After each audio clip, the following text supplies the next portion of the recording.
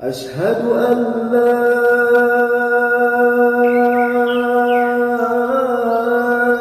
إله إلا الله.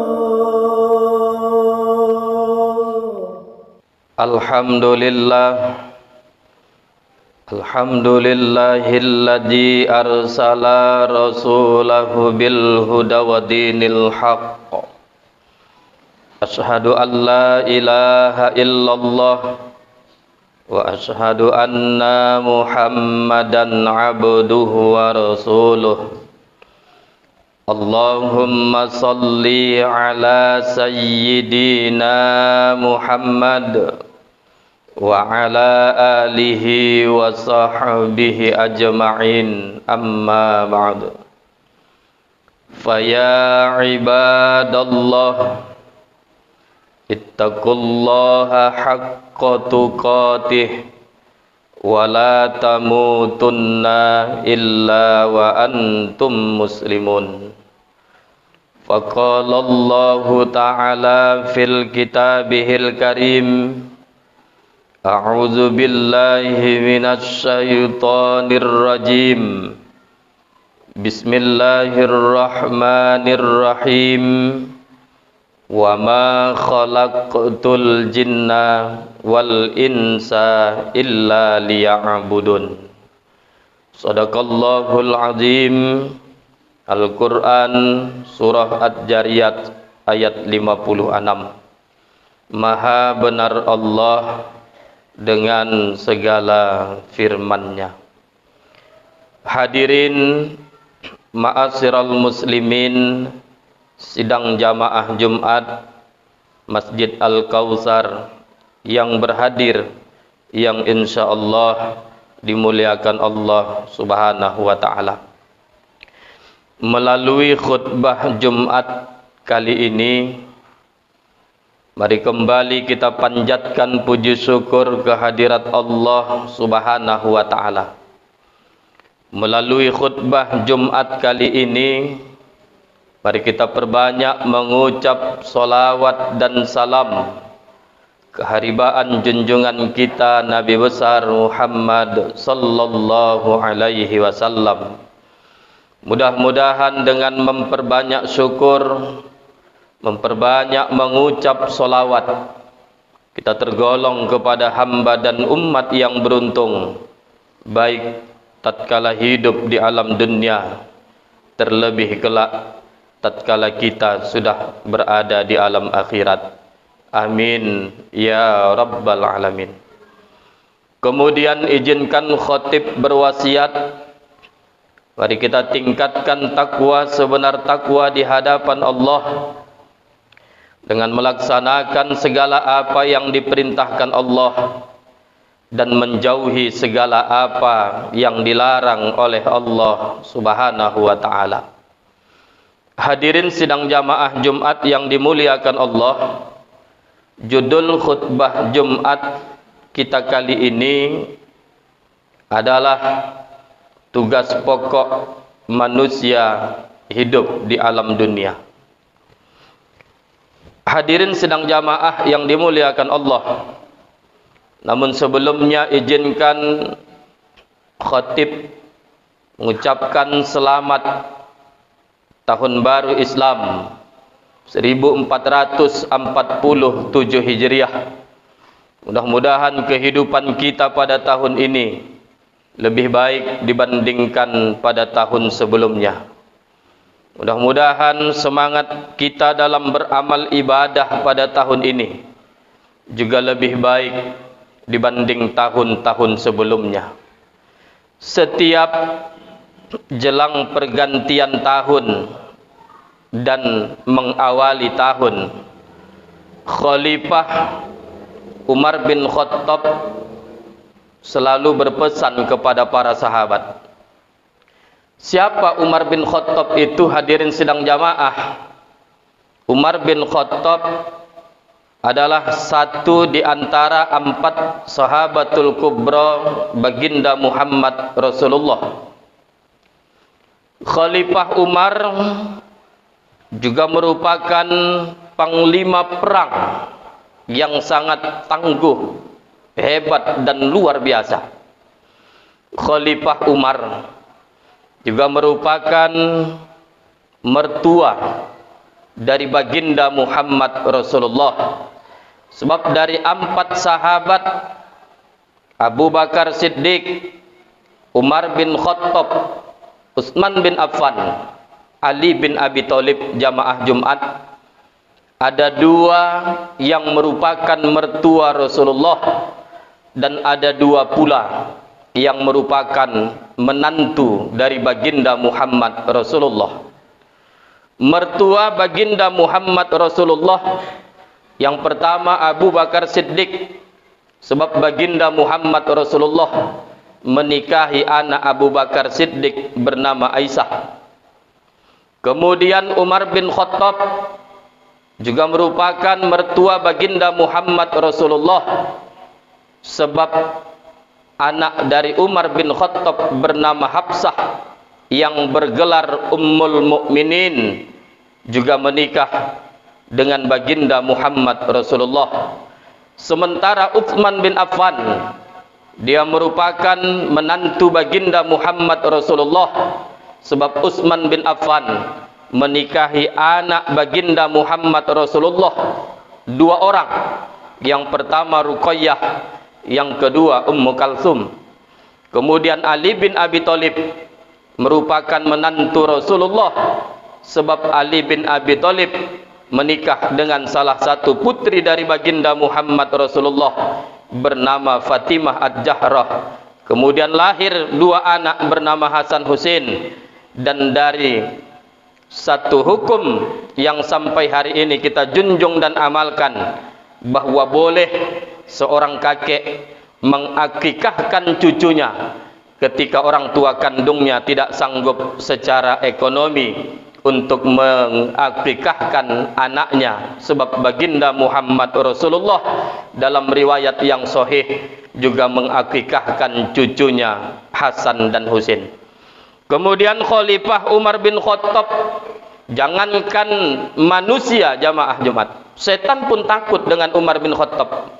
Bahkan 2 malaikat Munkar dan Nakir, ketika Umar bin Khattab telah berpulang ke hadirat Allah, juga pernah disenggak oleh Umar bin Khattab. Malaikat disenggak Umar bin Khattab. Itu terbukti ketika Ali bin Abi Thalib datang rasa rindunya kepada Umar bin Khattab ketika Umar bin Khattab telah berpulang menghadap Allah. Dia berdoa kepada Allah agar dibukakan kasab sehingga mampu melihat keberadaan Umar bin Khattab di alam barzahnya. Allah bukakan kasab, jamaah Jumat yang dimuliakan Allah. Kenapa semudah itu sahabat-sahabat Rasul? Apa yang diminta dikabulkan oleh Allah. Bahkan sahabat Rasul ini dijamin masuk surga kelak ketika kiamat ini sudah dijadikan oleh Allah. Karena iman sahabat Nabi itu bukan iman seperti kita manusia akhir zaman. Imannya semakin meningkat sehingga apapun yang dimohonkan, mohon maaf, orang-orang yang beriman di hadapan Tuhannya, pasti Allah akan kabulkan jamaah Jumat. Jadi Umar bin Khattab pernah berpesan kepada para sahabat. Apa pesan Umar bin Khattab? Hasibu anfusakum qabla an tuhasabu. Hitung-hitunglah dirimu sebelum Allah yang menghitungnya. Ini pesan Khalifah Umar bin Khattab. Apa hikmah dari pesan Umar bin Khattab? Hadirin sidang jamaah, kalau kehidupan ini kita yang menghitung-hitungnya, seandainya dari sudut pandang amal ibadah kita masih sedikit, masih ada kesempatan untuk menambah. Kalau kita hitung-hitung ternyata kita bukan orang yang taat, melainkan ahli maksiat, masih ada kesempatan untuk bertobat di hadapan Allah. Qabla an tuhasabu, sebelum Allah yang menghitungnya. Kalau Allah yang menghitungnya, hadirin sidang jamaah Jumat, sikit amal ibadah tak ada kesempatan untuk menambah. Ternyata kita ahli maksiat, tak ada kesempatan untuk bertobat. Yang ada hanya tinggal pertanggungjawaban di hadapan Allah Subhanahu wa taala. Mengawali tahun baru ini, izinkan khotib mengangkat satu tema, tugas pokok manusia di alam dunia. Hadirin sidang jamaah yang dimuliakan Allah, Tugas pokok fungsi manusia ini yang pertama adalah khalifah di muka bumi. Wa iz qala rabbuka lil malaikati inni ja'ilun fil ardi khalifah. Khalifah itu sama dengan pemimpin. Maka kata Rasul jamaah Jumat, kullukum ra'in, setiap kamu adalah pemimpin. Wa kullukum mas'ulun an ra'iyatin, dan setiap pemimpin kelak akan dimintai pertanggungjawaban di hadapan Allah. Dalam hadis yang lain kata Rasul, tidak bergeser kaki anak Adam di hadapan Tuhannya sebelum Allah tanya 4 hal kepadanya. Yang pertama umur, Allah akan tanya umur yang diberikan Allah kita habiskan untuk apa? Ilmu yang kita miliki kita gunakan di jalan apa?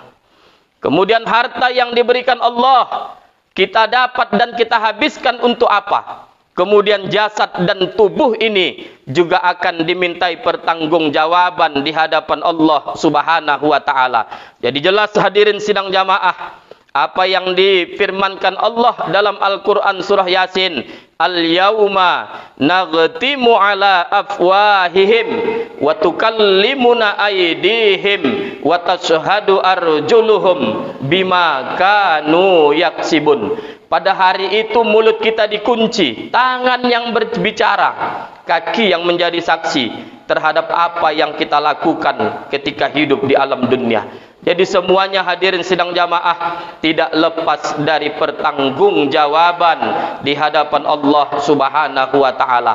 Sehingga Rasulullah katakan, i'mal lidunyaka ka'annaka ta'isu abada wa amal li akhiratika ka'annaka tamutu khodan. Berbuatlah untuk akhiratmu seolah-olah kau hidup selama-lamanya. Tak dilarang sama Rasul. Tapi berbuatlah untuk akhiratmu kata Rasul seolah-olah kau mati besok. Ini menggambarkan hadirin sidang jamaah, dunia ini hanya sementara. Pada akhirnya dunia ini akan kita tinggalkan. Jadi tanya diri kita masing-masing, bekal apa yang sudah kita persiapkan sebelum dunia ini kita tinggalkan, sebelum diri ini menghadap Allah Subhanahu wa taala. Itu yang pertama. Kemudian yang kedua, tugas manusia adalah untuk beribadah di hadapan Allah. Wa ma khalaqtul jinna wal insa illa liya'budun, dan tidak aku ciptakan jin dan manusia kecuali untuk beribadah kepada aku. Maka kata Allah, "Famay ya'mal mithqala dzarratin khairan yarah wa may ya'mal mithqala dzarratin syarran yarah." Mudah-mudahan di penghujung khutbah Jumat yang singkat ini kita menjadi hamba yang taat di hadapan Allah. Kita menjadi hamba yang senantiasa menjaga dan meningkatkan keimanan di hadapan Allah.